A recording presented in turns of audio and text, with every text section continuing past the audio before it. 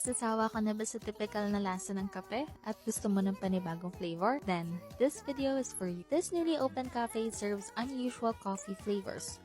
We've tried their best seller, which is Cereal Killer, and na-realize ko na pwede pala ang cereal sa coffee. Then after, hinanap-hanap ko na yung lasa. Another unusual flavor is the Kalmala. Kung matcha lover ka, I'm sure you'll also love this. Never in my entire life na na-imagine pagsamahin ang calamansi at matcha. But when I tried it, nag-complement sila sa isa't isa.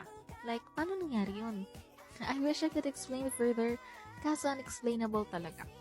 So you should try it yourself. Make sure lang to consume while malamig pa. Another best is their banana muffin. I'm a fan of banana breads, kaya I can say na this is one of the best banana muffin I've ever tried. Located sila sa JLMC Building, J. Luna Street, Poblacion District, at Bangsa Frogart, tuol sa Ateneo College.